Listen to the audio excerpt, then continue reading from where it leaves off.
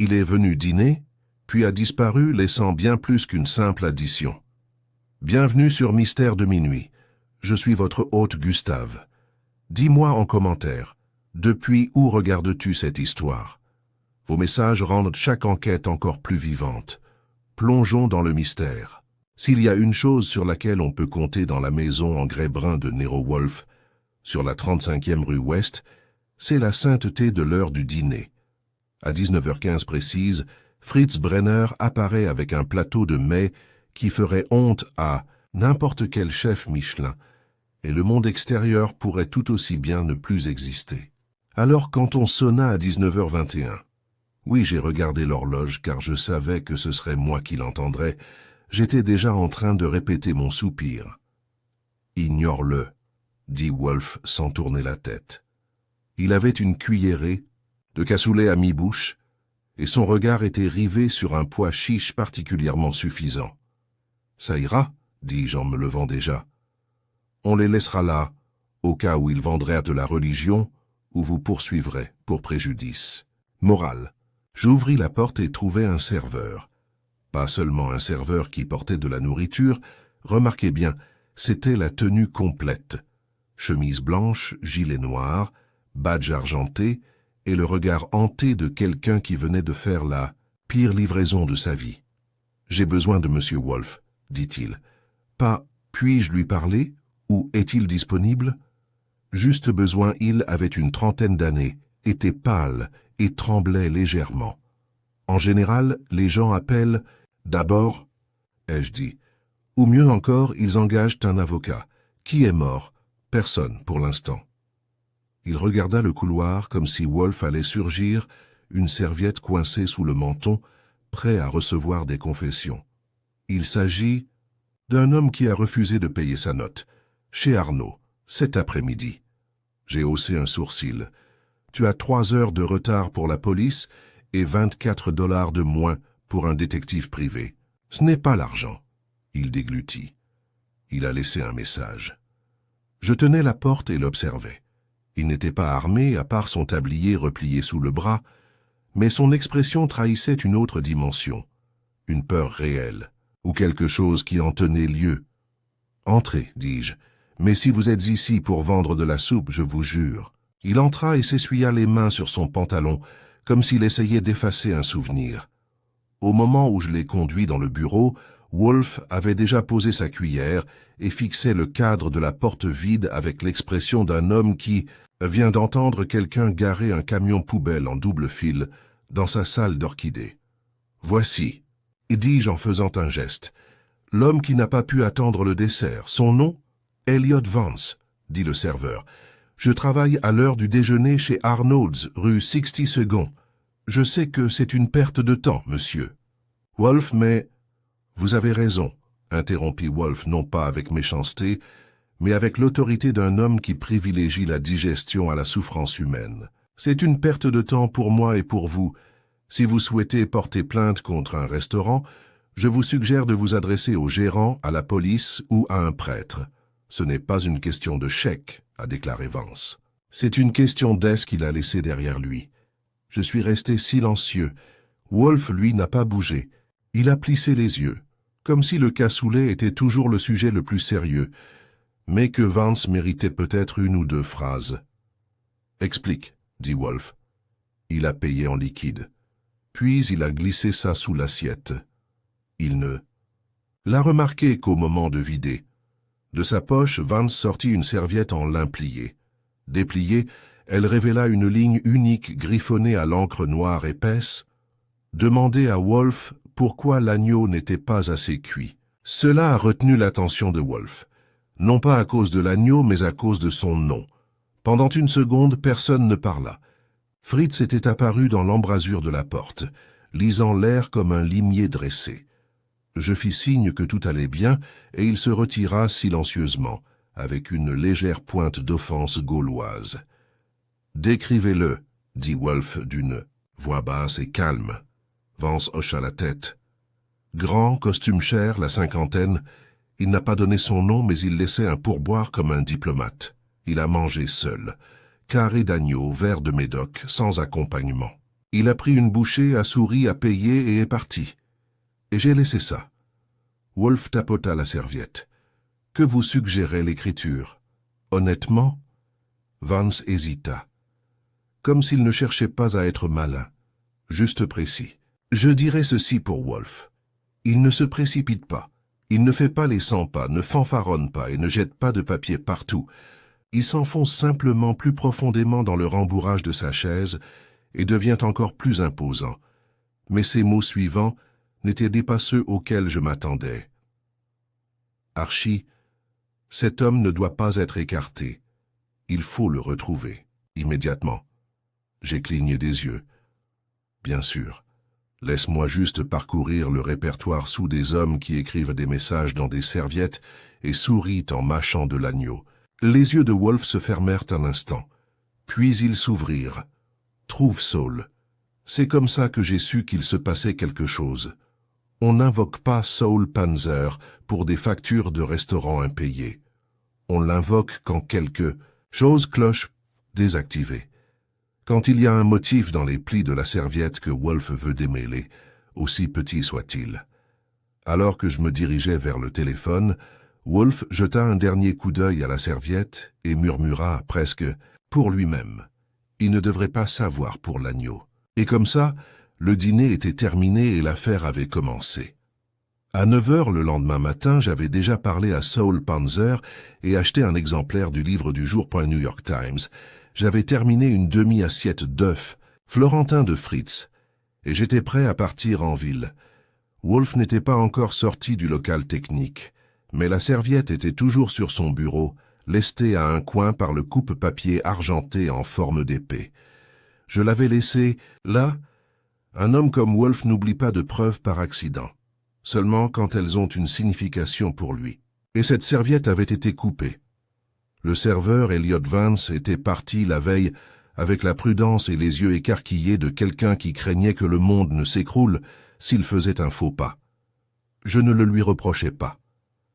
Quelque chose dans la voix de Wolf avait changé après avoir lu ce mot, juste 1 millimètre, mais j'ai vécu assez longtemps avec cet homme pour déceler un changement de pression atmosphérique. À 10 heures, j'étais assis à un comptoir en marbre poli chez Arnaud's, rue 60th, faisant semblant de savourer un café que je n'avais pas commandé, tout en regardant le maître d'hôtel faire semblant de ne pas se demander qui j'étais. Finalement, un grand type avec le genre de visage à qui on ne confierait pas son portefeuille est apparu au fond et m'a fait un signe de tête. Le directeur probablement, ou simplement quelqu'un qui en avait assez de son air officiel. « Monsieur Goodwin, Elliot a dit que vous passeriez. » Il désigna un box près des fenêtres, hors de portée de voix de la foule matinale, mais suffisamment près pour préserver les apparences. Nous nous assîmes. Il s'appelait Damien Rowe, et il avait la posture crispée de quelqu'un qui avait travaillé dans un endroit où il fallait une autorisation pour éternuer. Je n'ai pas l'habitude de donner des informations sur les clients, a-t-il dit en me regardant comme si j'étais un agent du FBI ou pire, un critique gastronomique. Détends-toi. Je ne suis pas là pour te faire taire. Je suis là pour ton invité d'hier, celui qui a laissé l'agneau et un mot. Il jeta un coup d'œil vers la cuisine. Vance me l'a dit, je ne vois pas en quoi cela concerne M. Wolf. On est deux, dis-je. Mais il est intéressé, et quand Wolf est intéressé, moi aussi. Rowe fronça les sourcils, puis fouilla dans sa veste et en sortit un petit bloc-notes. Il l'ouvrit et le retourna pour que je puisse le voir. Les notes de réservation étaient manuscrites, à l'ancienne ce que j'appréciais. 14h15, table 7, nom donné, Bernard Sloan, paiement en espèces. Je n'ai rien mangé. Il a mangé, ai-je dit. Il n'a juste pas fini. Jove haussa un sourcil. Il ne s'est pas plaint non plus. Il a juste laissé le mot. Elliot a dit qu'il avait l'air amusé. C'était un habitué? Pas du tout. On ne l'avait jamais vu. Quand quelqu'un réserve sous un nom comme celui-là, paye en espèces et repart plus tôt, je m'en souviens. Qu'est-ce qui rend ce nom drôle? Rowe hésita. Bernard Sloan était un critique, de la vieille école, à la retraite depuis 5 ans, décédé le mois dernier. Cela a retenu mon attention. Elle a donc utilisé le nom d'un critique gastronomique décédé pour réserver, puis a écrit un message à Wolf concernant l'agneau pas assez cuit. Rowe hocha lentement la tête. Pas subtil. Des caméras?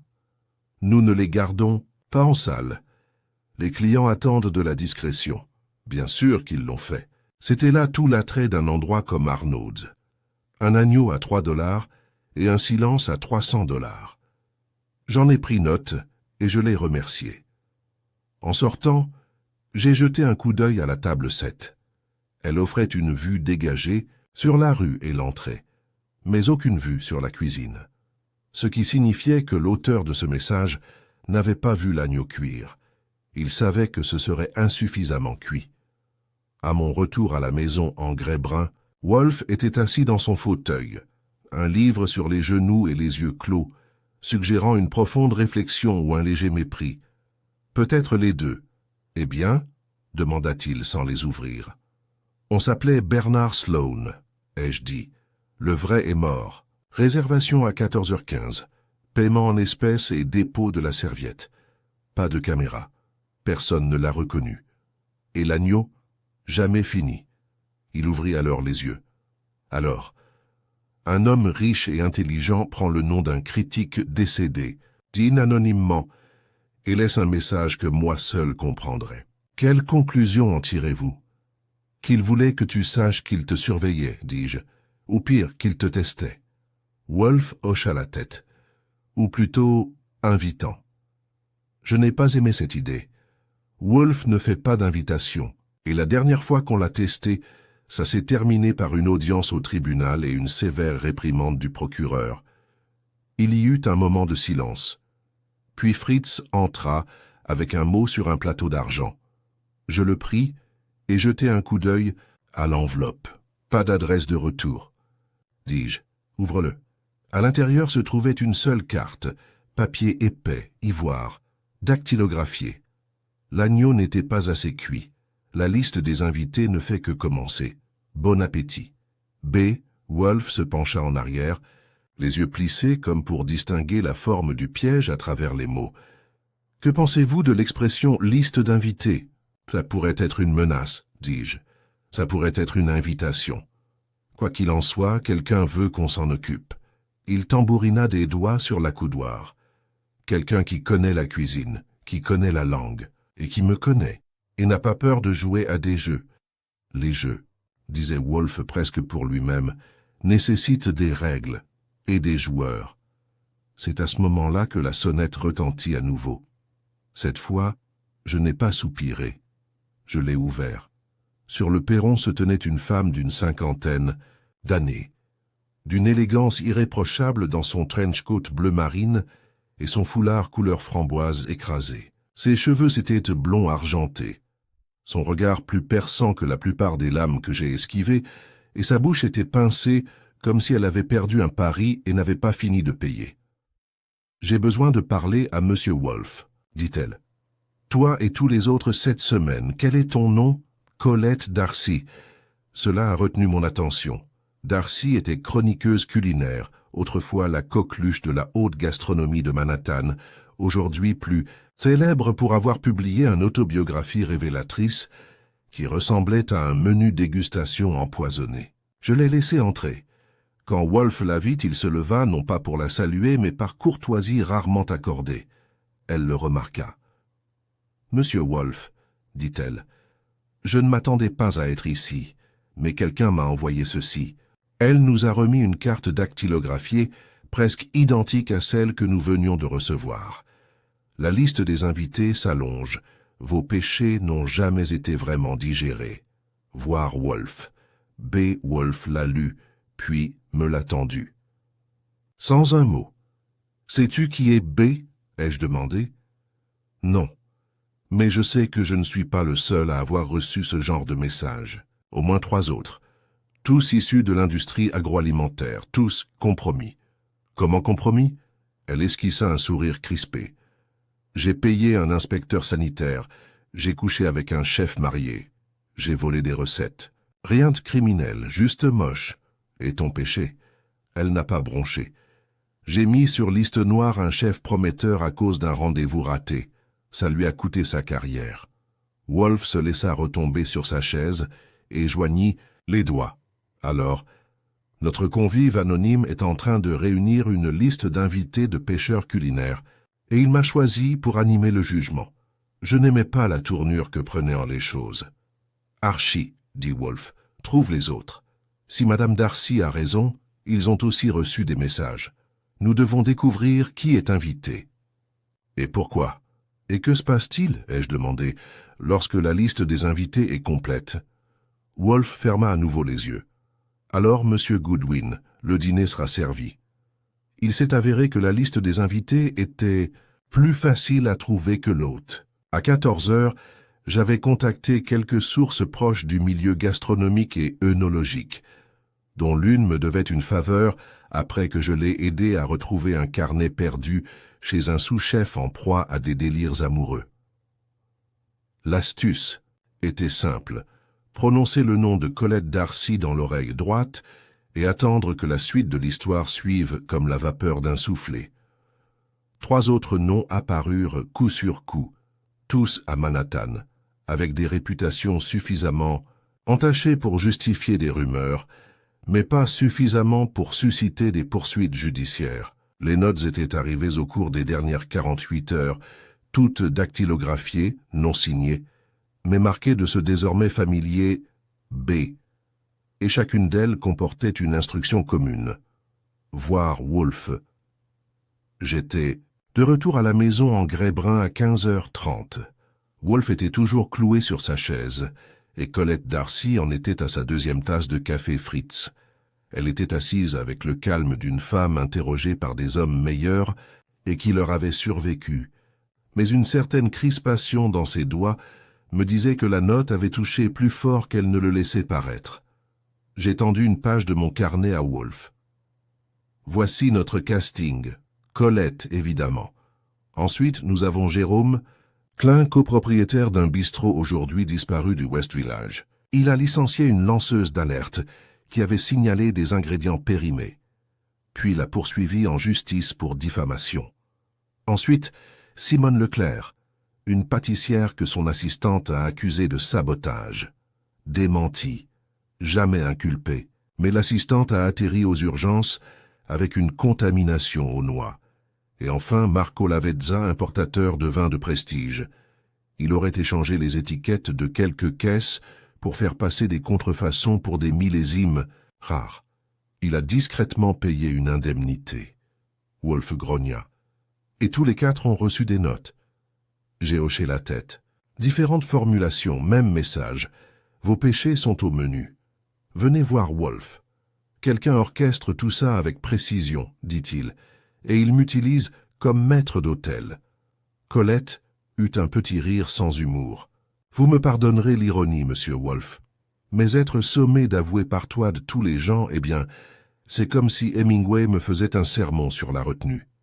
Wolf ignora cela, ce qui, dans son langage, signifiait qu'elle n'avait pas entièrement tort. Il tourna son regard vers moi. Est-ce que d'autres étaient réceptifs? Ils étaient intrigués, prudents. Klein a dit qu'il préférait mâcher du verre plutôt que de vous rendre visite, ce qui signifie probablement qu'il est en chemin. Simone Leclerc a demandé s'il y aurait une couverture médiatique. Et Marco? Il a juste demandé s'il pouvait venir avec un avocat. Alors ils arrivent. Ce n'était pas une question. Wolf l'a dit comme un chef d'orchestre jouait les cordes, avec une certitude absolue et une pointe de désapprobation. À ce moment-là, Fritz entra avec un petit plateau sur lequel se trouvait une enveloppe en papier, Kraft scellée. « Remis en main propre à l'instant, » dit Fritz. « Aucun messager n'est resté. » Je l'ouvris et en sortis une seule photo, 13 à 18 cm. Elle était en noir et blanc, imprimée sur papier mat, sans pixelisation numérique. Un homme était assis à une table de restaurant seul à moitié dans l'ombre. La même silhouette qu'Elliot Vance avait décrite. Costume sur mesure, mâchoire forte, front dégarni. Mais l'angle de prise de vue était celui d'une fenêtre. Granuleux mais délibéré, Quelqu'un avait pris la photo depuis la rue, comme s'il observait plutôt que de dîner. Au dos, dans la même police de caractère que précédemment, l'appétit de justice se mange froid. Table pour 5. Ne soyez pas en retard. Je l'ai montré à Wolf. Il a tenu la photo comme si elle risquait de lui brûler les doigts, l'air indéchiffrable. Puis il a dit doucement « Il est l'hôte. »« Tu le reconnais ?» demandai-je. « Non. Mais il me reconnaît. » Colette se pencha curieuse. « Tu crois qu'il est des nôtres ?» Wolf secoua la tête. « Non. S'il l'était, il n'aurait pas besoin de te séduire. Il connaîtrait déjà tes secrets. » Il y eut un long silence. Puis le téléphone sonna. Je décrochai. « Oui, Goodwin. » Une voix saccadée à l'autre bout du fil. Masculine. Inconnue. J'ai reçu le même message. Et ça ne me plaît pas. Dis à Wolf que s'il veut jouer les juges et les jurés, je serai là, mais j'attends des résultats. La ligne a été coupée avant que je puisse répondre. Wolf m'a regardé. Encore un? On dirait bien. Ça fait 5. Les yeux de Wolf se plissèrent. 5 invités. Une table, et pas d'hôtes. C'est à ce moment-là que j'ai compris. On les rassemble, dis-je. Qui que soit ce type, il organise un dîner de damnés. Chaque invitation vous désigne. Alors ils viendront. Non pas parce qu'ils vous font confiance, mais parce qu'ils craignent ce qui pourrait arriver s'ils ne vous font pas confiance. Wolf hocha la tête. En effet, l'illusion du choix. Très bien, Archie. J'aurais bien voulu m'incliner, mais je me dirigeais déjà vers le couloir. Je vais préparer le bureau. S'ils viennent tous, il nous faudra des places assises. Wolf ne répondit pas. Il était déjà plongé dans ses pensées, les doigts croisés, le regard perdu dans le vide. Il avait cessé d'être un détective pour devenir, à cet instant, un joueur d'échecs attendant que la première pièce bouge. Ils sont arrivés à 6h30. D'abord, Simone Leclerc, emmitouflée dans un manteau trop grand, laissant planer un parfum de cannelle et de nervosité. Elle m'a adressé un sourire crispé et m'a immédiatement demandé si quelqu'un enregistrait. J'ai répondu non. Wolf n'enregistre pas, il se souvient, puis arriva Jérôme Klein, empestant l'eau de Cologne et le mépris. Il fusilla Colette, du regard comme s'ils étaient assis aux extrémités opposées d'un peloton d'exécution. Pas de poignée de main. Marco Lavezza arriva ensuite, lisse comme une cuillère en argent et 2 fois plus brillant. Il apporta une mallette et demanda où la ranger. Je lui dis qu'il pouvait la garder, à condition de ne pas la balancer. Le dernier. Appelant était l'inconnu. Mason Quill, ancien maître d'hôtel d'un restaurant de grillades de Midtown aujourd'hui fermé. Il ne s'assit pas. Il resta juste derrière les autres, les bras croisés comme s'il attendait que quelqu'un lui donne un coup de poing. Wolf les observa sans parler. Puis, comme s'il commençait un menu dégustation, il désigna les sièges. « Tu es ici, dit-il, parce que quelqu'un le veut. Pas moi. Mais tu resteras parce que maintenant tu dois être. » Personne ne bougea. Simone fut la première à rompre le silence. « C'est absurde. Pourquoi se donnerait-on autant de mal juste pour... quoi? Nous faire peur? Nous faire chanter ?» Wolf secoua la tête. « Personne n'a demandé d'argent. Il n'y a pas de risque de dénonciation, pour l'instant. Et les notes sont précises, ciblées, émotionnellement piquantes. Ce n'est pas l'œuvre d'un escroc, c'est autre chose. Une vendetta, a déclaré Colette, ou une pièce de théâtre moraliste, ricana Klein. S'il s'agit de vengeance, la file est vide. Non, dit Wolf, et sa voix avait ce ton calme, qui fait taire une salle. Ce n'est pas une vengeance, c'est un arrangement. Vous avez été choisis pour une raison, non pas parce que vous êtes les pires, mais parce que vous êtes liés, l'un à l'autre et à quelqu'un d'autre. Marco haussa un sourcil. Connecté comment? C'est ce que j'ai l'intention d'apprendre, dit Wolf. Et comme ça, le dîner fut servi. La seule question était désormais, qui a mis la table et qui a prévu de le nettoyer? Le silence qui suivit la déclaration de Wolf dura juste assez longtemps pour mijoter. J'avais déjà vu des salles s'apaiser, Mais cette fois, il y avait quelque chose d'inhabituellement mûr dans l'air, comme si 5 personnes venaient d'entendre leur nom murmuré dans un couloir sombre. Le genre de silence où chacun hésite entre nier quelque chose ou demander qui d'autre sait. Wolf n'insistait pas. Il le fait rarement. Il laisse les gens mijoter dans leur silence jusqu'à ce qu'ils fassent jaillir quelque chose d'utile. Mais ce soir, nous n'avions pas le temps de nous laisser aller à une vérité mijotée. « Tu as dit qu'on était liés », dit finalement Simone Leclerc. Sa voix, toujours théâtrale, avait maintenant un côté tranchant, comme si elle voulait que le monde sache qu'elle avait été lésée. Je ne vois pas. Je n'ai même pas entendu parler de la moitié des personnes présentes dans cette salle. Jérôme Klein renifla. Tu es un pâtissier avec un problème de relations publiques. J'ai dirigé 2 restaurants et j'ai poursuivi une femme en justice pour diffamation. On n'est pas du même bord, ma belle. Ce n'est pas ce que j'ai. Demandez, rétorqua Simone. Les relations ne sont pas forcément personnelles. Peut-être professionnelles, peut-être indirectes, interrompit Wolf, calme mais ferme. Vous n'avez pas été choisi uniquement pour votre notoriété. Vous avez été choisi parce que quelqu'un a tissé un lien en chacun de vous et cherche maintenant à resserrer ce lien. Marco, adossé à sa chaise comme s'il posait pour une publicité pour un vin millésimé, tapota sa mallette du doigt. Disons que j'y crois, que quelqu'un veut nous voir ici. Pourquoi? S'il voulait nous ruiner, il divulguerait les lettres. S'il voulait de l'argent, il demanderait. Si c'est une vengeance, pourquoi impliquer quelqu'un? Toi. Le regard de Wolf se posa sur lui. Parce que je suis la seule personne à New York capable de vous réunir sans éveiller les soupçons. C'est précisément pour cela que je le déteste. Colette croisa les jambes, inquiète. Et alors, on reste assis là à attendre que la menace fantôme nous envoie une autre enveloppe. Je n'ai pas l'intention d'attendre, dit Wolf. Monsieur Goodwin. Je me suis redressé sur ma chaise. Oui, monsieur. Commençons par ce que nous savons. Le client a laissé un message concernant moi et un agneau pas assez cuit. Il a utilisé le nom d'un critique décédé. Il n'a laissé aucune trace, si ce n'est une provocation délibérée.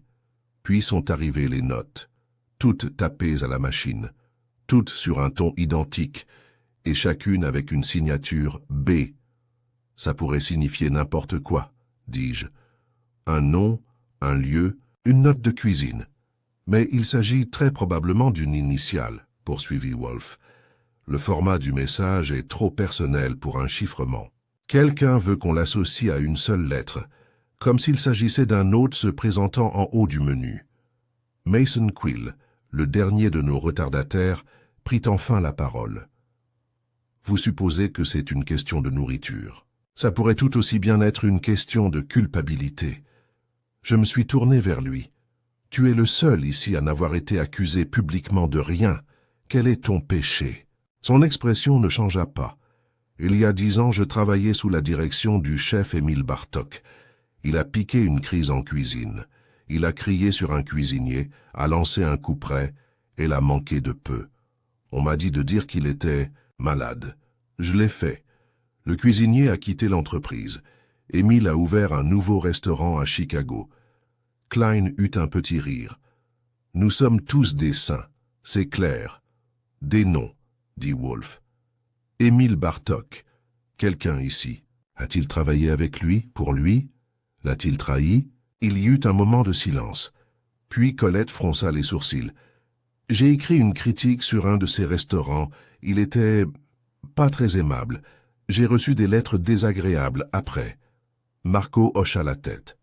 Je lui ai vendu, une fois, une cargaison de Bordeaux. Il a refusé une 12aine de bouteilles après en avoir débouché une seule. Il a prétendu que la cargaison était contaminée. Simone leva la main. Il a essayé de débaucher un de mes apprentis. Il a envoyé un recruteur. Il ne m'a jamais rien dit. Wolf regarda Klein. Je lui ai proposé un poste de chef de cuisine. Je n'ai jamais donné suite. Les yeux de Wolf se plissèrent, presque imperceptiblement. Et vous, monsieur Quill, avez contribué à dissimuler un acte de violence professionnelle dans sa cuisine. Cela est resté en suspens pendant un Moment, j'ai parlé. Ça fait 5 connexions, toutes avec Bartok, directement ou à 1 degré de distance. C'est un fil. Alors pourquoi ne pas signer les notes avec été demanda Simone. Wolf ferma brièvement les yeux. Parce que Bartok est mort. Cela a pris tout le monde de court. Mort demanda Colette. Quand? Il y a 6 semaines, dit Wolf. C'est un incendie. Incendie dans la cuisine. Appartement au-dessus d'un restaurant français à Montauk. Accidentel. Pas de presse, marmonna Klein. Je n'en ai pas entendu parler. C'était calme, dit Wolf. C'était volontaire. J'ai cligné des yeux. Tu le savais? Je m'en doutais, dit Wolf. Dès que le nom du critique est apparu. Bernard Sloan est décédé il y a 5 semaines. Le choix du nom, les allusions culinaires, le ton, tout cela impliquait un fantôme. Quelqu'un dont l'influence perdure encore. J'ai consulté les nécrologies ce matin. On a omis de citer Bartok, mais son restaurant a fermé. Ses archives ont été supprimées. Il est parti. Mais alors qui envoie les notes? Demanda Marco. Wolf se pencha légèrement en avant, un mouvement brusque selon ses critères. Telle est la question. Si Bartok est mort, quelqu'un parle pour lui, ou pire, exécuter ses intentions. Une liste de vengeance, dis-je. Prévue avant l'incendie? C'est possible, dit Wolf, ou quelqu'un a repris la cause après, quelqu'un qui aurait accès à ses griefs. Colette fixa à nouveau la photo. Le restaurant granuleux à moitié plongé dans l'ombre. Et si l'homme sur la photo n'était pas l'écrivain? Et s'il était un autre client? Peu probable, dit Wolf. Il en savait trop. L'agneau, le message, le ton. Qui qu'il soit, il veut que nous tracions le chemin.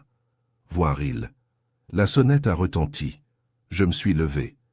Tu attends quelqu'un? Demanda Wolf. Non, à moins que le fantôme de Bartok n'ait pris l'express. À la porte se trouvait un livreur, jeune et sans expression.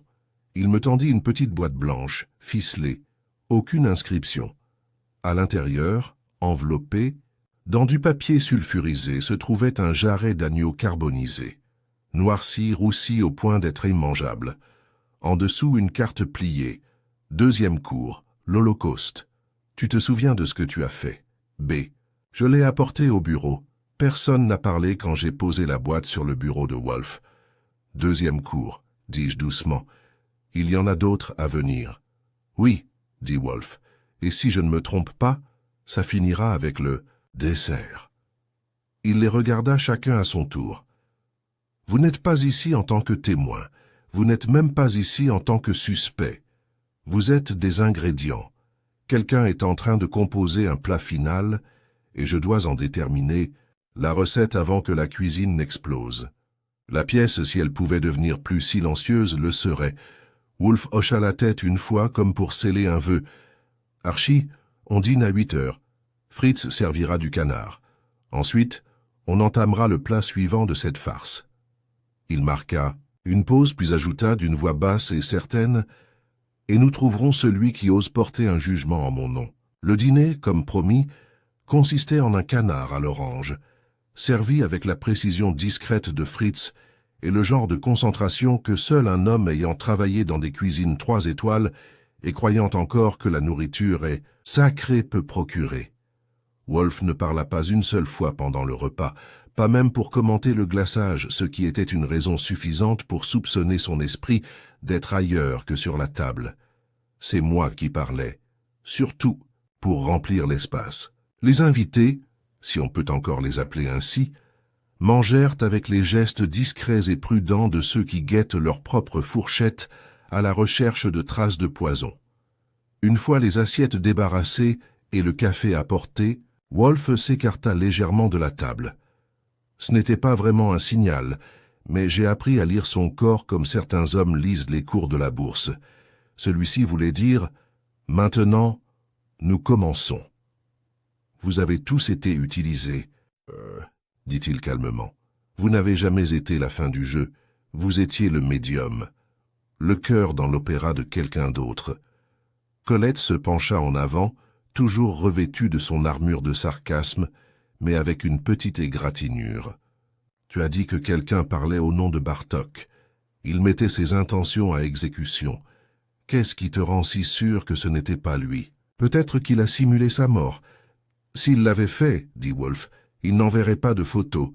Il serait ici en personne à faire la promotion. Bartok n'avait aucune retenue. C'est pourquoi il a échoué. Simone leva les yeux de sa tasse. Alors, qui est derrière tout ça? Wolf tourna son regard vers moi. Archie, l'assistant que Bartok a failli frapper, celui qui a quitté l'industrie. J'ai ouvert mon carnet. Max Temple, 21 ans à l'époque, apprenti cuisinier, discret, casier judiciaire vierge. Après l'incident, il a disparu. Il a quitté la ville. Et qu'est-il devenu? J'ai baissé les yeux. Pas d'emploi récent dans l'alimentation, pas de presse, pas de présence en ligne ces 2 dernières années. Juste une adresse de réexpédition à Kingston, dans le nord de l'État, en zone rurale. Wolf hocha légèrement la tête, satisfait. Trop bien. Jérôme Klein croisa les bras. Tu crois que c'est ce gamin de Temple qui est derrière tout ça? Non, répondit Wolf. Je pense qu'il est un indice. Il regarda la boîte contenant l'agneau brûlé, désormais scellée dans un récipient en plastique sur le buffet, comme si elle allait recommencer à fumer. Ces notes, cette nourriture, cette théâtralité, ce n'est pas seulement de la vengeance, c'est une performance. Quelqu'un met en scène un théâtre moral. Ils veulent que nous sentir le poids de nos actions. Marco émit un son semblable à un rire qui se perdit à mi-chemin. Tu dis qu'on nous juge? Non, dit Wolf. Vous êtes les témoins. Il y eut un silence, comme si tout le monde dans la pièce avait entendu une porte grincer quelque part derrière eux. Et qui est jugé? Demanda Mason. Wolf ferma les yeux. Bartok. Mais il est mort, dit Simone, la voix tendue. Exactement. Quelqu'un croit que Bartok a été lésé et que ses échecs ont été causés et non créés par son entourage. Je me suis levé. Donc les notes sont des preuves. La nourriture est symbolique.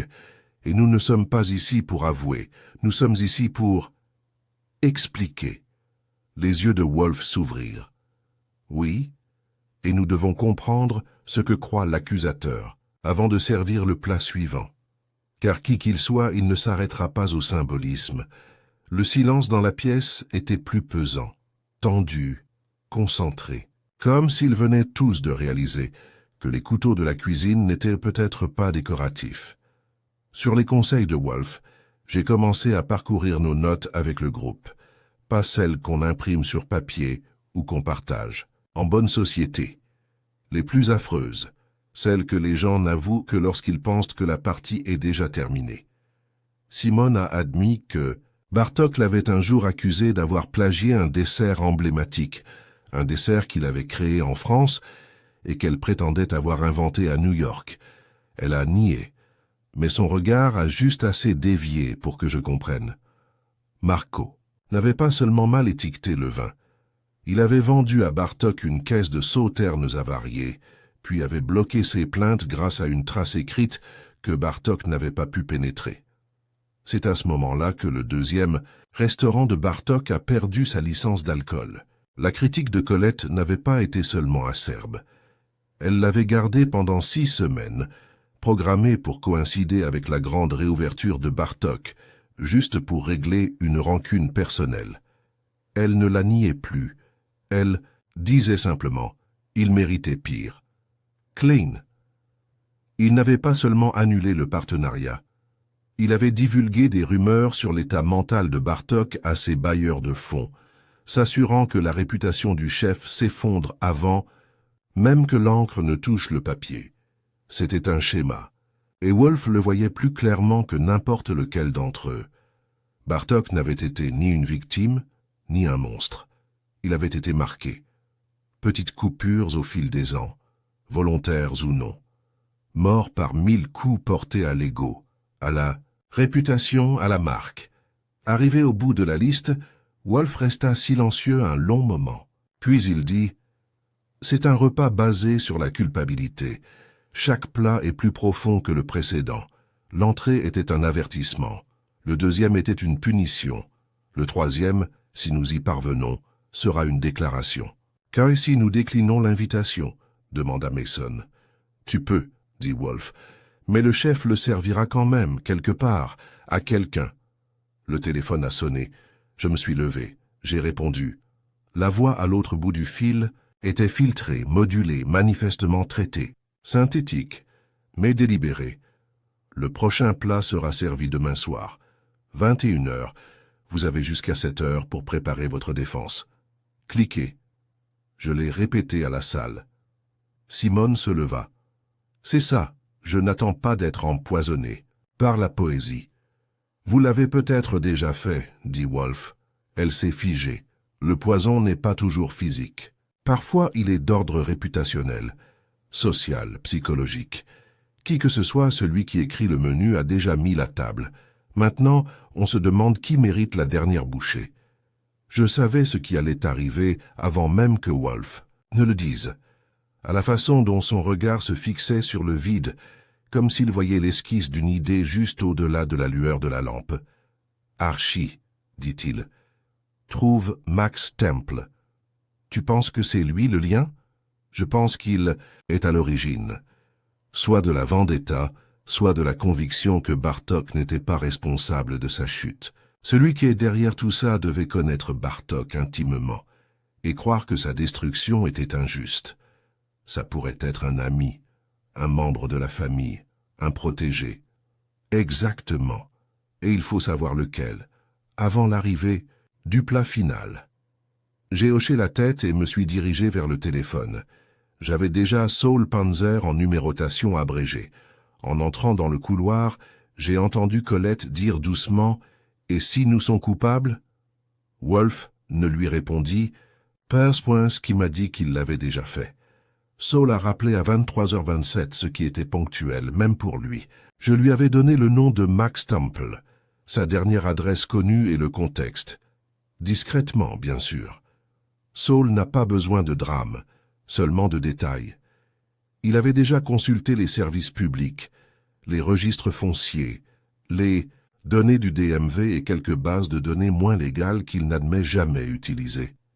Temple vit sous un nouveau nom, Maxwell Bell, dit Saul. L'adresse à Kingston est correcte. Il a acheté une maison à rénover il y a 3 ans, content. Il ne reste pas grand-chose. Il ne commande pas. Pas de compte bancaire à ce nom, mais les impôts fonciers sont à jour. Payés. Par une fiducie créée 6 mois avant l'incident Bartok. Piégé par Bartok? Non. Par une certaine Sylvie Granger. Ce nom vous dit quelque chose? Pas encore. C'était l'ancienne pâtissière de Bartok, parisienne. Elle a quitté sa cuisine 2 mois avant son déménagement à Montauk. Elle n'a jamais refait surface. Pas de presse, pas d'interview. Tu penses qu'elle est derrière ses notes? Elle n'est pas derrière eux. Elle est avec lui. J'ai marqué une pause. Bartok est vivant? Non, répondit Saul. Mais je crois que c'est elle qui écrit le menu. C'était suivi. Les notes, le symbolisme, les métaphores culinaires, gracieuses, amères, élégantes. Trop sobre pour Bartok, trop théâtral pour un maître chanteur typique. Mais un pâtissier? Quelqu'un qui a passé sa vie à composer des finales. Sucré? Ouais. Je pouvais croire qu'elle mettait ça en scène, un dernier plat à la mémoire d'un homme ruiné. Surveillez Temple/Bell, dis-je. Voyez si elle refait surface. Déjà fait, répondit Saul. Elle est là. Petit appartement avec jardin au-dessus du garage. Elle est sortie 2 fois aujourd'hui. Boîte aux lettres marquée S. Granger. Je l'ai remercié. J'ai raccroché et je suis retourné au bureau. Wolf était là où je l'avais laissé. Chaise, silence, un œil clos, pensif, comme s'il essayait de trouver une solution parmi les grains de poussière. Ils sont ensemble, dis-je. Max Temple, maintenant Max Bell, vit dans le nord de l'État grâce à une fiducie de Sylvie Granger, l'ancienne pâtissière de Bartok. Elle est là aussi. Wolf ouvrit les yeux. Ah, c'était tout. Juste ça. Mais de Wolf a peu de signifier n'importe quoi, de je l'ai résolu à s'il vous plaît. Taisez-vous pendant que je réfléchis à l'homicide. Et maintenant, demandai-je, nous l'invitons. Elle ne viendra pas. Elle, le doigt. Elle monte un spectacle, et un spectacle a besoin d'un public. Il tapota l'accoudoir du doigt. Je connaissais ce rythme. Nous avions environ 12 heures pour nous préparer, et Wolf n'avait pas l'intention d'en perdre une seule. Seconde. La matinée suivante passa comme un éclair. La maison en grès était une véritable cocotte-minute. Fritz préparait un déjeuner neutre, qui ne provoquerait pas d'émotion, moi au téléphone préparant les imprévus, et Wolf était dans la salle des plantes pour 1 heure et demie, de réflexion silencieuse au milieu des orchidées. À 3 heures, le plan de table était dressé, la salle aérée et la touche finale livrée par Coursier. Une autre enveloppe, plus petite cette fois, avec une carte blanche. Le dernier. Plat sera servi au Brownstone par 20 heures. Tous les invités sont requis. Pas de substitution. Il n'y avait plus aucun doute désormais. Sylvie Granger était derrière le menu, et elle avait accepté l'invitation silencieuse de Wolf à tourner sa production vers l'intérieur, à porter le jugement là où il l'avait toujours orienté. Ici, à 7h30, les suspects, nos invités, étaient de retour. Klein, essoufflé et le regard noir. Colette, calme mais inquiète. Simone, serrée contre elle, son sac serré comme une bouée de sauvetage. Marco, de nouveau, avec sa serviette, comme s'il s'attendait à déposer une requête contre le dessert. Mason Quill ne dit rien, se contenta de prendre sa place et de joindre les mains. Wolf n'a pas parlé avant que l'horloge ne sonne 8 heures, et puis il a commencé. « Vous avez été appelé ici, dit-il, non pas par moi, mais par une femme que vous n'avez jamais rencontrée, Sylvie Granger. Elle était la plus proche collaboratrice de Bartok et son ultime protectrice. Vous ne la connaissez pas, mais vous connaissiez Bartok. Vous avez contribué à sa destruction. La salle ne réagit plus avec indignation. Ce temps était révolu.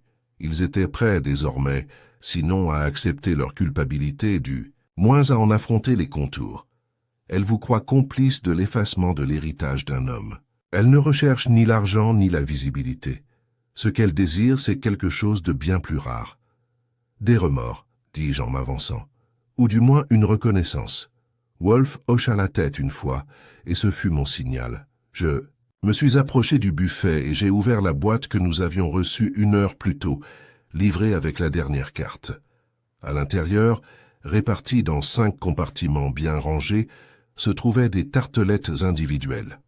Ouiter citron, acidulées et brillantes. Chacune était saupoudrée des mêmes violettes confites que Bartok utilisait autrefois comme garniture signature. Le plat final, dis-je, sa façon de marquer la fin. Ce n'est pas empoisonné. On a vérifié. Alors qu'est-ce? Que c'est? Demanda Simone. Des mémoriaux, dit Wolf, un pour chacun d'entre vous, et un message sous chaque assiette. Nous avons commencé à les distribuer, et à mesure que chaque invité soulevait la tartelette, il révélait de petites cartes carrées en dessous. Colette lut le sien à voix haute. « Tu lui as volé la vedette. » Les mains de Simone tremblaient légèrement. « Tu as revendiqué ce qu'il a inventé. » Marco fronça les sourcils. « Tu as saigné sa fierté pour le profit. » Klein ne parla pas, il détourna simplement le regard. Et Mason a lu simplement « Tu as menti pour ceux qui l'ont brisé. » Personne n'a bougé, personne n'est parti. « Vous n'êtes pas jugé, » dit doucement Wolf. « Mais vous avez été convoqué pour affronter le résultat de votre pourriture collective, et le plat a été servi. » Il a laissé planer ça. Il fait ça, Wolf. Il sait quand se taire. C'est un don rare et terrifiant dans une pièce qui prend soudain des airs de confessionnal. Puis il a fait un geste dans ma direction. Je m'avançai et déposai une 6e tartelette sur le bureau de Wolf. Celle-ci ne portait aucun nom, juste une carte en dessous sur laquelle était écrit « Pour l'homme qui connaissait le menu avant même le premier plat ». Wolf le regarda pendant un long moment. « Elle voulait que tu comprennes. »« Dis-je, je le fais, » répondit Wolf. Les invités lentement commencèrent à se lever. Ils ne nous remercièrent pas, mais aucun ne protesta, aucun ne détruisit les cartes. Certains les empochèrent, D'autres les abandonnèrent, comme des morceaux de vérité non dévorés. À 9h30, la maison en grès était à nouveau vide. Fritz débarrassa les tartelettes. J'ai verrouillé la porte, et Wolf resta assis en silence. « Elle n'écrira plus, » dit-il enfin. « Tu penses que c'était la fin? » « Non. » Il baissa les yeux vers la dernière tartelette.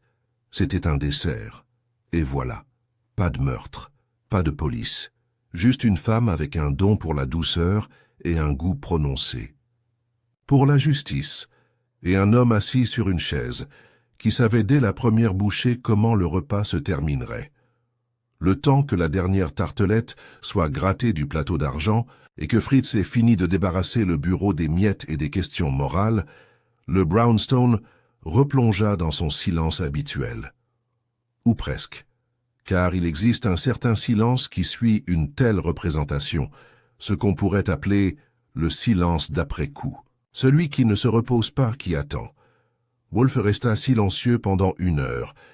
Il ne lut pas, ne commanda pas de bière, ne se réfugia même pas sous ses orchidées. Il resta assis, les yeux baissés, les doigts joints, à fixer la carte qui se trouvait devant lui comme un testament non ouvert, celle sur laquelle était écrit « Pour l'homme qui connaissait le menu avant même le premier plat ». Quand j'ai enfin pris la parole, ce n'était pas parce que j'avais quelque chose à dire, mais parce que l'air de la pièce commençait à se figer. « Alors, dis-je, tu penses qu'elle est satisfaite ?» Wolf ne répondit pas au début. Il tendit finalement la main et tourna la carte d'1 centimètre dans le sens des aiguilles d'une montre. Pas pour la relire, juste pour la sentir glisser. « Non, » dit-il.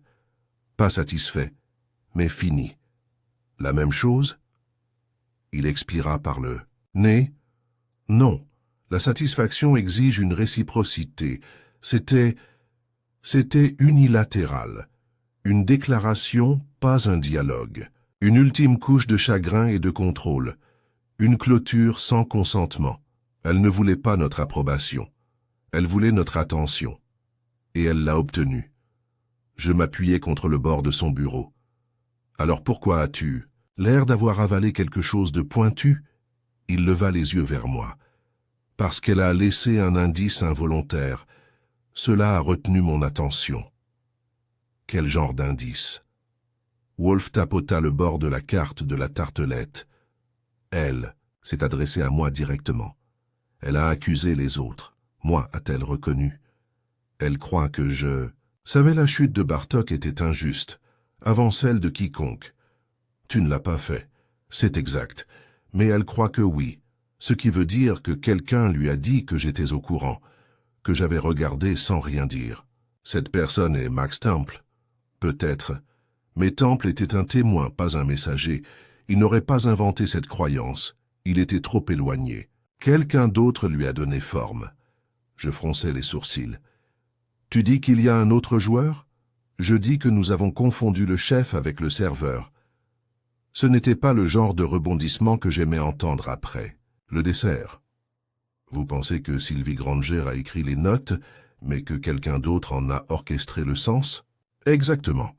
Le chagrin de Granger est réel, mais il est réfléchi, raffiné. Elle est le canal de la vision de quelqu'un d'autre. Et qui a la vision? Wolf ferma les yeux un instant. Quelqu'un qui croyait que Bartok avait été non seulement lésé, mais volé. Quelqu'un qui connaissait les détails de la trahison de chaque invité. Quelqu'un qui avait accès aux réputations et suffisamment de raisons de s'en soucier. J'en ai ressenti la chaleur avant même que la pensée ne me soit pleinement venue à l'esprit. Pas seulement quelqu'un qui connaissait les histoires, dis-je, quelqu'un qui dit « eux ». Wolf ouvrit les yeux. Oui, je me suis dirigé vers mon bureau, le cœur battant plus vite qu'il n'aurait dû. Tu penses que Colette Darcy n'est pas qu'une invitée? Tu penses qu'elle a contribué à la rédaction du menu? C'est une conteuse, a déclaré Wolf, une manipulatrice du récit, et personne ne profite autant qu'elle de la résurrection de la tragédie de Bartok. J'ai commencé à feuilleter mes notes, relisant tout ce que nous avions recueilli sur Colette, ses mémoires, sa chronique, ses anciennes critiques, toutes critiques, acerbes, personnelle, surtout envers Bartok. Elle ne l'avait pas seulement enterré une fois. Elle avait sans cesse revisité sa tombe. Mais pourquoi se retourner maintenant, demandai-je. Elle le détestait. Elle détestait ce qu'il était devenu, a déclaré Wolf, ce qu'elle fait lui. Mais un conteur ne peut résister à l'arc parfait. Et un génie ruiné, martyrisé par la médiocrité et la mesquinerie, voilà l'histoire qu'elle a toujours voulu écrire. Pas la vérité. La légende. J'ai arrêté de feuilleter. Mon regard s'est arrêté sur un vieux titre de blog culinaire datant d'1 an. Un article discret sur des talents oubliés. Colette avait écrit un paragraphe sur Bartok, le qualifiant de provocateur perdu, avec plus de fougue que de finesse. On aurait dit un éloge funèbre. Et elle l'avait publié avant que sa cuisine de Montauk ne brûle. Elle savait qu'il était en train de s'effondrer avant tout le monde, ai-je dit. En effet. Et que fait un créateur de mythes lorsque son sujet meurt trop discrètement? Elle construit un monument. Exactement, dit Wolf, une tartelette à la fois. J'ai regardé la photo sur le bureau, la première que nous recevions. L'homme dans la vitrine du restaurant. Mais qui est l'homme sur la photo? C'est le dernier ingrédient qu'il nous faut identifier, dit Wolf, parce que c'est la seule chose que Colette n'a pas pu fabriquer. Il tendit la main vers la photo et l'étudia à nouveau. Tirage, dit-il, développé manuellement, pas de métadonnées. Cela nécessite une chambre noire et un appareil photo avec pellicule. Qui a accès aux deux? Un professionnel, ai-je dit, ou quelqu'un qui veut que ce soit regardé professionnel. Je me suis arrêté net. Tu penses que c'est le sien? Non, répondit Wolf. Elle a mis l'histoire en scène, mais quelqu'un d'autre a planté le décor, quelqu'un de toujours vivant, quelqu'un de resté invisible. Je me suis assis et j'ai rassemblé les pièces du puzzle. Elle avait besoin d'avoir accès aux autres, à leurs secrets, à leur timing, et à quelqu'un pour gérer la logistique. Quelqu'un d'assez proche pour faire le sale boulot, mais assez discret pour rester caché. En effet, mes pensées se sont reportées à la liste, aux invités, aux relations. À ceux qui avaient sillonné la scène culinaire sans jamais devenir des stars, j'ai levé les yeux. Mason Quill, Wolf ne s'y a pas. Oui, le maître d'hôtel, celui que personne ne remarquait. L'homme qui ne disait presque rien, celui qui avait été le plus proche de Bartok lorsqu'il avait été banni des bonnes tables, qui avait dressé les tables, observé les disputes, entendu chaque mensonge murmuré. Il était resté silencieux pendant la scène finale, ne disant que le nécessaire.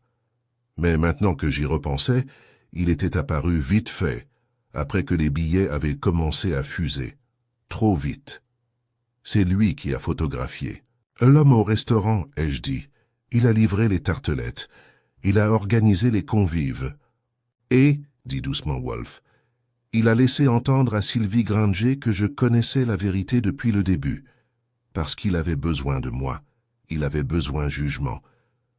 Nous nous sommes à nouveau assis dans le silence. Puis Wolf sonna la cloche pour Fritz. « Faites revenir M. Quill à 10 heures, dit-il. Dites-lui que nous avons trouvé quelque chose de nouveau, quelque chose qu'il doit absolument voir. » Fritz hocha la tête et partit. J'ai regardé Wolf. « Tu penses qu'il viendra ?»« Oui. Et quand il le fera ?» Wolf ne sourit pas. « Je le laisserai servir le dernier plat lui-même. » La cloche sonna à 21h58. Fritz ouvrit la porte avant que j'arrive, ce qui indiquait qu'il gardait un œil sur l'horloge et une aiguille près de la poignée.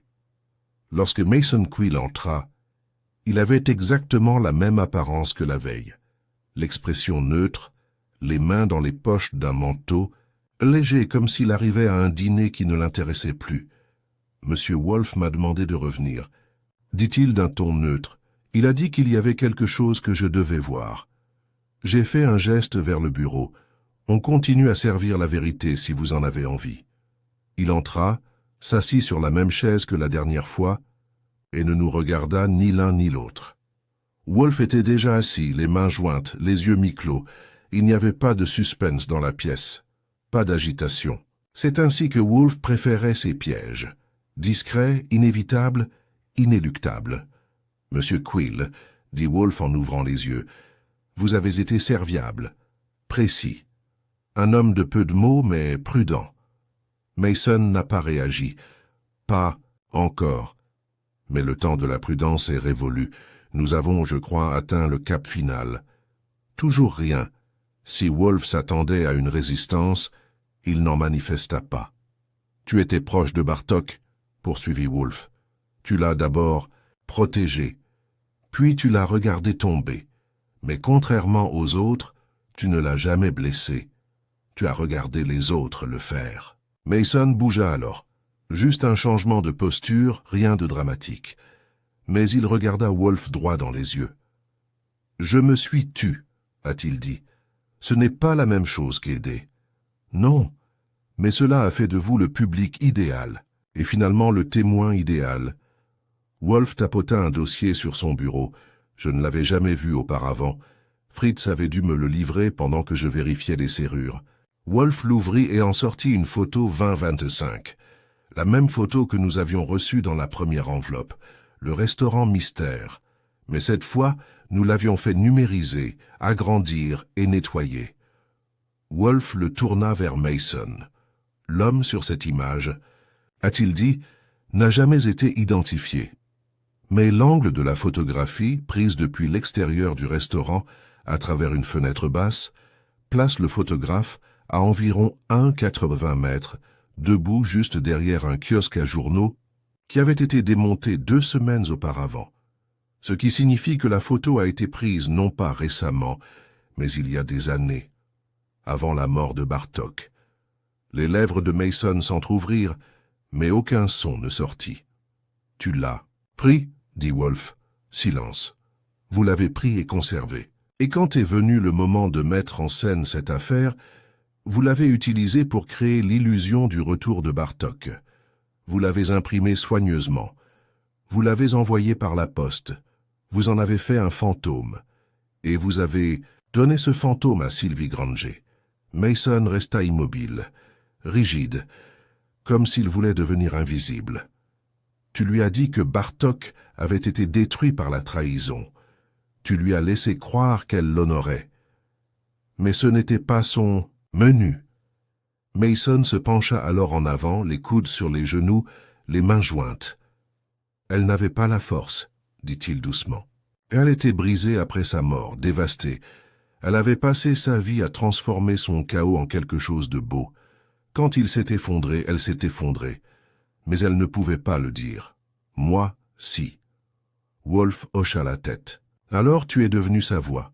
Je suis devenu sa voix, » dit Mason. Son ton était plus sec maintenant. Celui que personne n'écoutait de son vivant. Ce n'était pas un homme bien, je le sais. Mais il était réel. Tous ceux qui étaient dans cette pièce l'autre soir, ils lui ont pris quelque chose. Ils ont menti, l'ont déformé, l'ont utilisé, ils l'ont enterré avant qu'il ne brûle. Alors tu les as invités à se régaler de culpabilité, dis-je. Tu as tout mis en scène. Mason hocha la tête. Chaque mot, chaque ligne, de chaque carte, je les ai écrits. Et elle, Sylvie, a mis la vérité dans chaque bouchée. Mais c'est vous qui les avez envoyés ici, dis-je, à Wolfe. Parce que c'est le seul qu'il croirait, dit Mason. Tu crois que Jérôme Klein écoute quelqu'un d'autre? Tu crois que Colette dirait la vérité à la lettre? Non, elle avait besoin de Wolfe, ils en avaient tous besoin. Et nous? Demandai-je. Étions-nous de simples accessoires dans votre performance? Non, dit Mason doucement. Tu étais la scène, le seul endroit qu'il ne pouvait ignorer. Cet endroit, cette maison, est une légende. Exactement. Comme Bartok le voulait. Wolfe ne parla pas pendant un long moment. Alors, pourquoi maintenant? Parce que ça fait 2 ans, dit Mason, et le chagrin qu'on ne nomme pas devient autre chose. Il s'envenime, il se fige. J'ai vu Sylvie dépérir, cuire en silence. J'ai vu l'effet du silence sur Bartok. Il est devenu amer, violent. Mais au fond de tout cela, il voulait juste que quelqu'un lui dise « il comptait ». Il comptait, dit Wolfe doucement, mais pas à cause des blessures qu'il a subies, à cause du feu qu'il allumait et de la beauté qu'il créait. Parfois, Cela a pris Mason au dépourvu. « Je ne m'attendais pas à ce que tu dises ça. »« Non, dit Wolf, vous ne l'avez pas fait. Vous vous attendiez à une confrontation. Au lieu de cela, vous avez fait des aveux. Je suis resté là un instant, incertain de ce qui allait suivre. Aucune loi n'avait été enfreinte. Aucun poison n'avait été glissé dans ces tartelettes. Les crimes étaient anciens, intangibles, sociaux. Le châtiment avait déjà été purgé, dans le silence, la honte, la vérité. « Tu veux le dénoncer ?» demandai-je à Wolf. « Non, dit-il, il n'y a pas de crime, juste une orchestration, et le spectacle est terminé. » Mason se leva lentement. « Je n'en parlerai plus. »« Je sais, » dit Wolf. Mason se tourna pour partir et marqua une pause. « Tu as fait partie de l'histoire, tu sais. Pas seulement de la fin, Bartok. Il te respectait. » Wolf inclina la tête. Alors il aurait dû venir lui-même. Mason hocha la tête une fois et partit sans un mot de plus. J'ai verrouillé la porte derrière lui, plus par habitude que par prudence. De retour au bureau, Wolf resta immobile. Il ne prit pas de livre et ne commanda pas de bière. Finalement, j'ai dit « Tu penses qu'il le fera à nouveau ?»« Non, » répondit Wolf. « Il lui fallait une assiette. Un soir, c'était son monument. »« Tu le crois ?»« Je le crois, » dit Wolf, « parce que le chagrin ne se répète pas. Seule la culpabilité, si. Je suis allé nous servir un verre à tous les deux. Quelque chose de fort, un dernier verre. Dehors, la rue était silencieuse. La ville avait ravalé son bruit pour la nuit. À l'intérieur de la maison en grès brun, la représentation était terminée. Et la scène, pour une fois, était propre. Le lendemain matin arriva comme toujours dans le brownstone après une affaire, lent, silencieux, et faisant comme si de rien n'était. Fritz disposa des œufs mollets et des toasts avec la précision d'un bijoutier, et Wolf les dévora comme si le monde n'avait pas récemment assisté à un repas psychodramatique de 7 plats, déguisés en vengeance.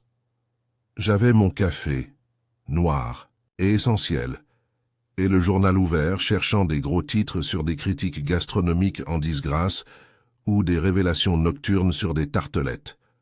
Rien. Pas de ragot, pas de scandale.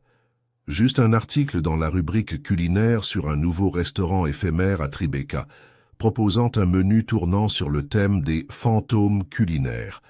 Mignon.Wolf n'avait pas dit un mot sur Mason Quill depuis son départ. Ni pendant le toast, ni après, ni pendant la pause qui marquait habituellement la digestion et la réflexion. Il n'en avait pas besoin. Tout ce qui devait être dit avait été servi, consommé et débarrassé. Du moins, c'est ce que je croyais. À 9h02 précise, Wolf a poussé son assiette vers l'avant d'un demi-pouce, s'est penché en arrière, et ça a fermé les yeux. Il n'a jamais été le méchant, a-t-il déclaré. Je n'avais pas besoin de demander qui. Mason Quill avait été l'architecte de la performance, certes, mais il n'avait pas tiré la corde qui avait brisé la carrière de Bartok. Il lui avait juste donné un nom, une forme, une saveur. Non, ai-je répondu. Il a juste mis la table. Granger a choisi les ingrédients. Quill a composé le plat. Mais le repas a commencé bien avant qu'ils ne réalisent qu'ils avaient faim. Je m'étais habitué à entendre Wolf parler par métaphore cette semaine, ce qui était révélateur. Mais celle-ci était lourde de sens. Il ne se contentait pas de décortiquer le passé. Il me mettait en garde. « Tu penses que quelqu'un d'autre pourrait reprendre la recette ?» Wolf ouvrit les yeux et me fixa avec un regard qui signifiait qu'il pensait que je n'étais pas aussi lent que je le paraissais. La répétition, a-t-il déclaré, est la pierre angulaire de la tradition, surtout lorsque personne n'a été tenu responsable. Mais ils s'étaient. Ils sont tenus responsables, ai-je dit, à leur manière. Il secoua la tête. Ils ont été exposés, ce n'est pas pareil. Je n'ai pas discuté. Wolf réserve la sémantique pour quand il veut donner plus de poids qu'une simple mise en examen. Et s'il pensait que nous n'avions pas encore atteint le bout de l'histoire, c'est que nous ne l'avions pas encore fait. Le téléphone a sonné à 9h18.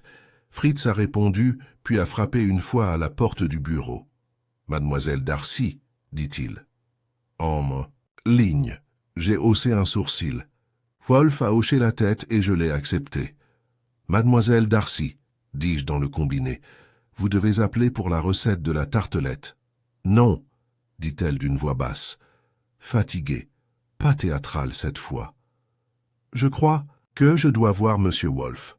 En personne, aujourd'hui. Nous pensions que vous aviez terminé, dis-je. Je le pensais, répondit-elle. Mais j'ai reçu quelque chose ce matin. Ce n'était pas oblitéré. Cela a actionné un bouton dont j'ignorais l'existence. Remis en main propre? Oui. Tapé? Non. Manuscrit. Une pause. Il disait « L'histoire n'est pas terminée, tu n'as pas fini. » J'ai regardé Wolf qui m'observait déjà. J'ai couvert le bec. « Elle a reçu un mot, dis-je. Pas de Mason. Manuscrit. » Wolf fronça les sourcils. « Demande-lui si elle a reconnu l'écriture. » Je l'ai fait. « Non, dit-elle. Mais je crois que c'est peut-être celui de Bartok, d'il y a des années. D'une lettre qu'il avait envoyée un jour, les boucles, la pression. » Wolf hocha la tête. « Dis-lui de venir, maintenant. » Je lui ai transmis le message. Elle m'a dit qu'elle était déjà en route. À 10 heures. Colette. Darcy était de nouveau assise dans le bureau, cette fois sans glamour ni posture. On aurait dit une femme venue se confesser, mais sans savoir à quoi. Elle me tendit le mot. Le papier était rugueux, déchiré d'un bloc-notes à spirale, noir d'encre, profondément imprimé. Il n'était ni stylisé ni élégant. Juste les mots « Tu lui as volé sa faim. L'histoire ne t'appartient pas. » Wolf le lut 2 fois, puis le posa à plat sur son bureau. Il ne dit rien. « Est-il possible, demandai-je lentement, que Bartok ait écrit ça, qu'il ne soit pas... » « Non, répondit Wolf. Bartok est mort. Je l'ai vérifié par 3 moyens.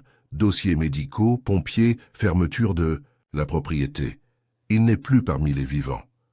Colette se frotta la tempe. Alors qui voudrait que je croie le contraire? Wolf la regarda longuement, impassible.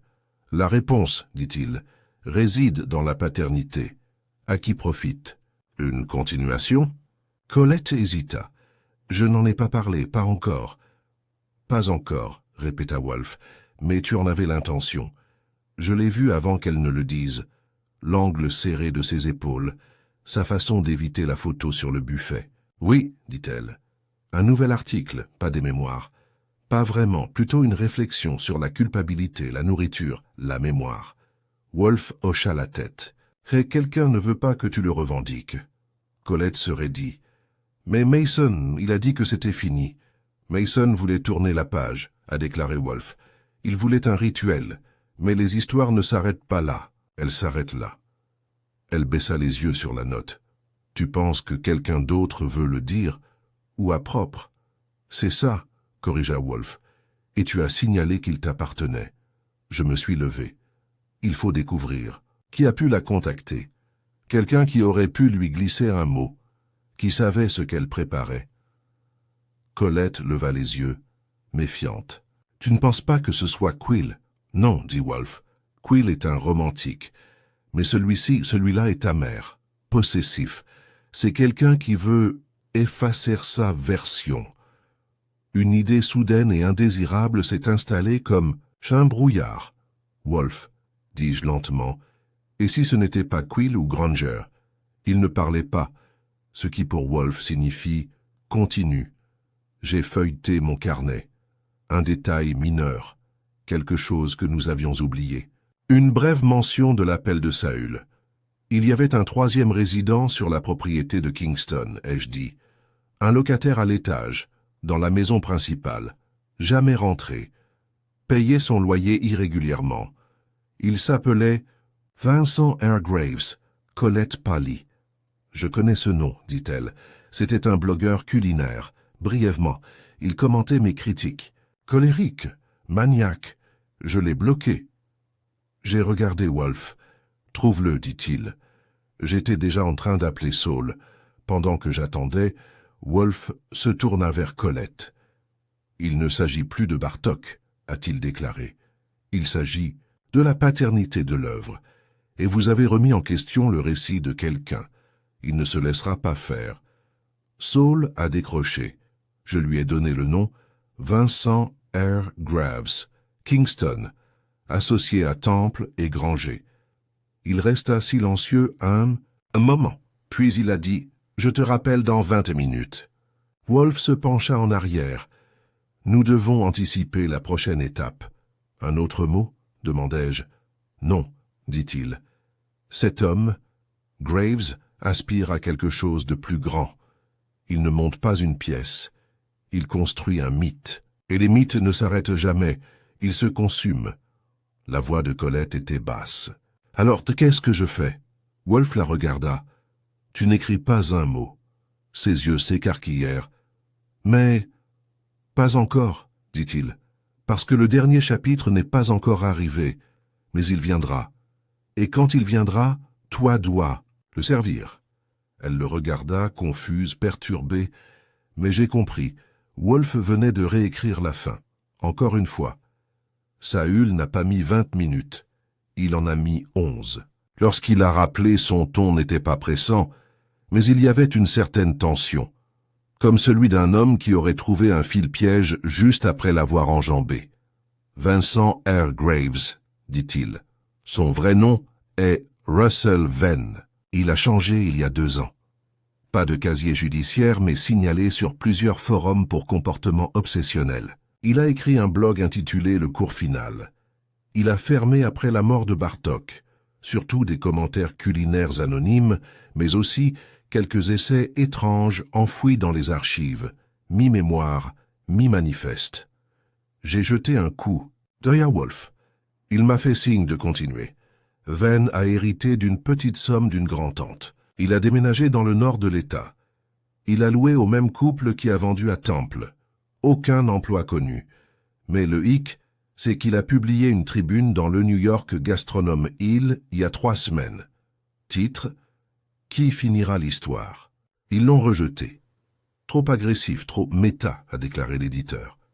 Mais la lettre qui accompagnait la soumission était, je cite, troublante dans son affirmation de droit. Adresse? Demandai-je. Saul le lui donna. Toujours à Kingston, à moins de 400 mètres de chez Temple et Granger. Puis il marqua une pause. Il a déjà écrit sur Colette, sous un pseudonyme. La reine des critiques. Il l'accusait d'avoir tué des carrières d'un coup de plume, et d'avoir volé le mythe d'un mourant, c'était suffisant. Merci, Saül. J'ai raccroché. Wolf ne parlait pas. Il attendait simplement. J'ai tout raconté. Le vrai nom, le lieu, les écrits. Colette était assise raide, les mains jointes sur ses genoux. Ses joues étaient yeux rouges. Non plus de colère, mais de gêne. Et plus encore, une pointe d'effroi. Je me souviens de lui. Maintenant, dit-elle, il m'envoyait de longs commentaires, des paragraphes. Il argumentait, il me citait mes critiques, déformait mes propos. Je l'ai bloqué, je pensais qu'il allait partir. Graves, Venn, a vu la mort de Bartok. Comme une perte narrative, a déclaré Wolf. Et la performance de Mason Quill lui a permis de goûter à la vengeance par procuration. Mais quand on a essayé de raconter l'histoire, il a vu cela comme un vol.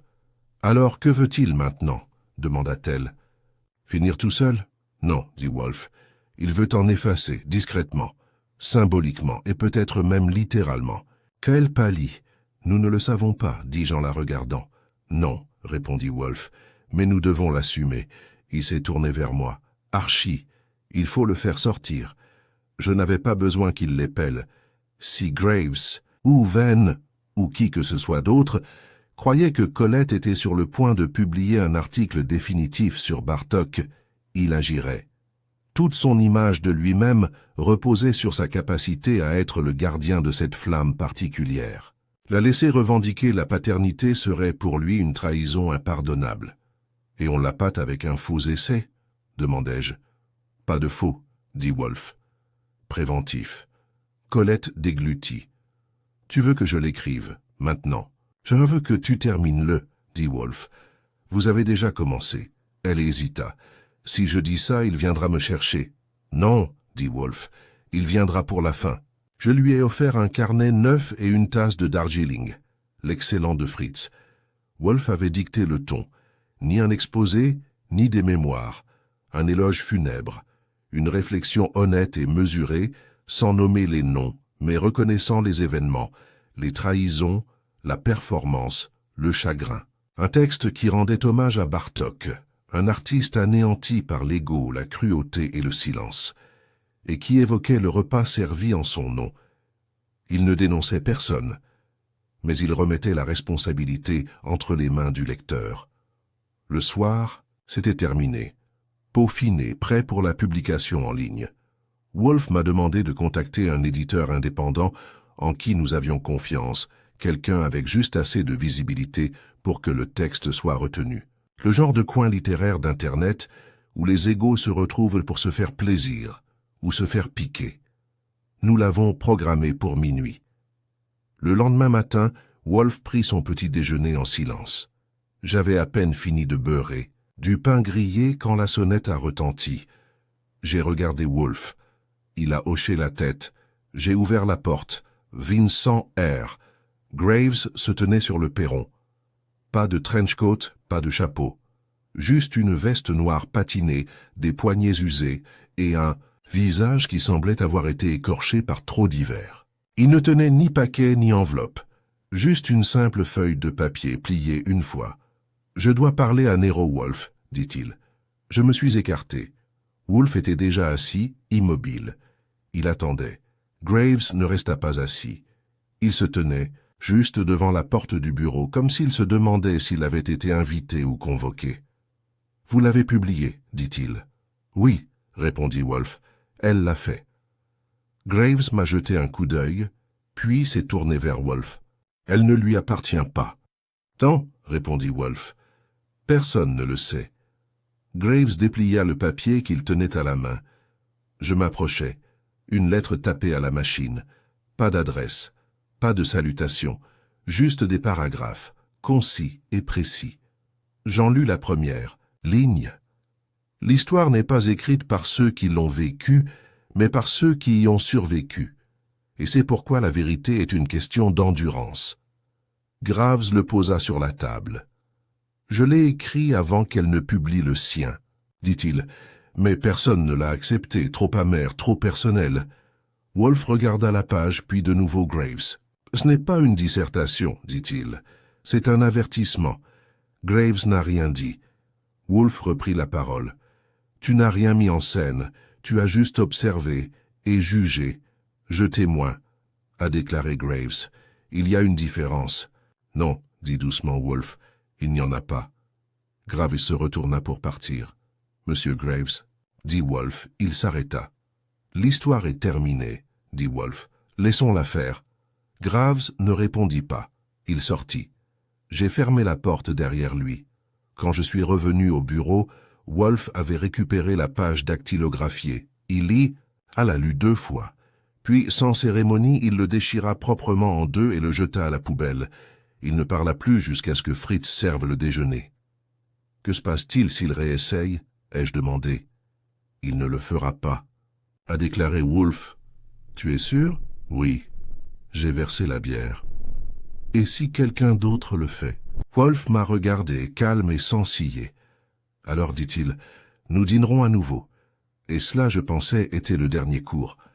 Le Brownstone était plus calme que d'habitude cet après-midi-là, ce calme qui s'installe après la lecture des dernières nouvelles de la journée, et où il ne reste plus rien à dire, à part ce qui n'est pas encore arrivé.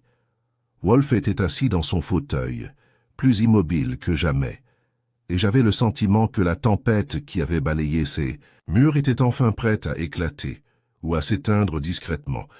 Je nous servis un verre à chacun et m'installai sur ma chaise en face de la sienne. La partie était presque terminée, les joueurs étaient exposés, et la dernière pièce du puzzle flottait hors de portée. « Je vais le dire en premier, » dis-je. « Tu crois que Graves en a fini ?» Les yeux de Wolfe restèrent fixés sur le cendrier. Il n'a plus aucun appétit pour ça. Ce qu'il voulait, c'était contrôler le récit. Il a échoué, et quand on prive un homme de sa faim, il meurt de faim. Mais l'histoire n'est plus seulement la sienne. Non, acquiesça Wolfe. Elle appartient à tous ceux qui l'ont vécue, les traîtres, les trahis, les silencieux. et à moi, qui l'ai vu se dérouler depuis mon fauteuil. Je baissai les yeux vers la page déchirée que Wolfe avait jetée, songeant au soin avec lequel Graves avait rédigé ces mots, amers, prétentieux et tranchants comme un couteau de chef. Mais Wolfe avait raison. C'était un avertissement, pas une conclusion. Puis la sonnette a retenti. Nous avons tous les deux levé les yeux. Fritz ouvrit la porte et révéla Colette Darcy, debout, l'air calme, son manteau bien ajusté pour se protéger du froid du soir. Elle tenait un manuscrit, une pile de pages fraîches. « J'ai décidé d'écrire cet article, dit-elle doucement, mais pas celui que j'avais prévu, pas pour accuser, pour réfléchir, pour comprendre. » Le regard de Wolfe croisa le sien. Un choix judicieux. Elle hocha la tête. « Je voulais vous remercier, monsieur Wolfe, de m'avoir forcé à voir ce qu'était vraiment cette histoire. Pas seulement un scandale ou une vengeance, mais une prise de conscience. » Wolfe inclina la tête, un léger signe d'approbation. « Je l'ai alors vu, le lent dénouement d'une femme qui avait porté la culpabilité comme un ingrédient secret pendant trop longtemps. Qui, pour la première fois, était prête à partager la recette imparfaite mais honnête. En partant, Wolfe se pencha en arrière et dit doucement « La justice est rarement servie chaude, Archie. Parfois, c'est la lente cuisson de la vérité qui révèle sa saveur la plus vive. » J'ai souri. Et parfois, ai-je dit, c'est un repas froid pris dans une pièce calme. Wolfe hocha la tête et leva son verre. Au dernier plat, nous avons bu. Le Brownstone retrouva son sanctuaire. Les fantômes du passé avaient été invités à la table, et enfin autorisés à partir. Et quant à moi, j'étais simplement content que le repas soit terminé jusqu'à ce que le plat suivant soit servi, du moins. Car dans cette ville, et dans cette maison, l'histoire ne finit jamais vraiment. Elle attend juste que le prochain esprit affamé la reprenne.